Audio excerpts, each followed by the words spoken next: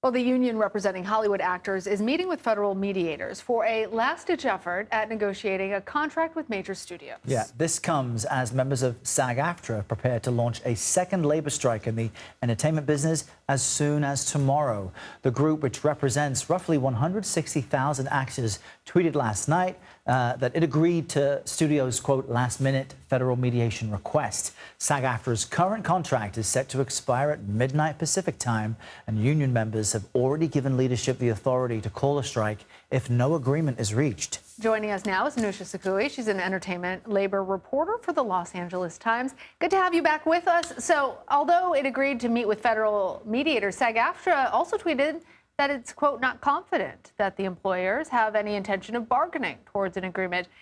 Is a strike all but inevitable at this point? It seems very likely that, we could have a strike as soon as this week. Today, a federal mediator is in the room with the negotiators from both sides to try and get a resolution. Maybe, it's possible that they could convince the two sides to give it more time, although SAG-AFTRA has been very clear that it, does not want to extend again. It already has extended the negotiations once already. And like you indicated, it seems that there's been a sort of a breakdown in the relationship between the two sides. Emotions seem to be running high ahead of this deadline tonight. One of the things that strikes me is that while certainly for us, we may not have the programs that we enjoy, and that comes to a halt, but for these actors and these writers, it's their livelihoods.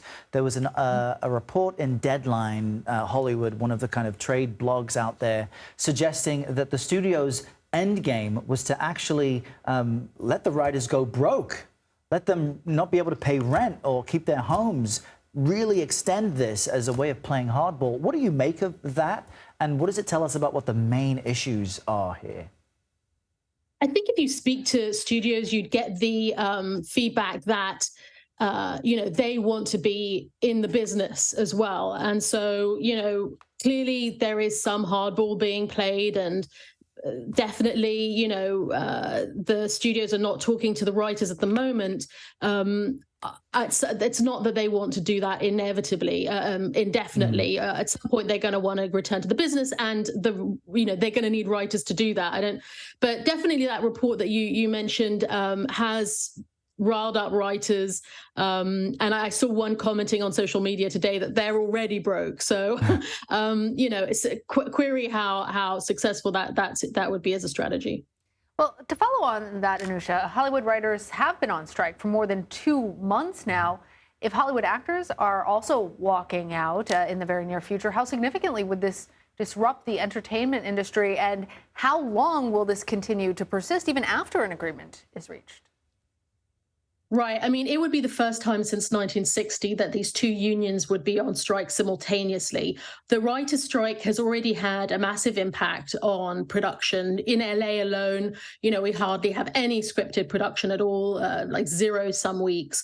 So, what the actors' strike would be to really put an end to anything that's going on, any production that's still trying to go on in the US, and also overseas, where there have been large productions still ongoing. So because SAG-AFTRA has a global reach. So it would really be a big chill on the film and television industry, and it would also, prolong the writer's strike. So, making, and threaten the fall season for all the networks. And we will, if that happens, the effects of that we would continue to see a delay in all of these things that we expect to roll out. We're only starting to see some of that now. Anousha Sakoui, thank you. My pleasure.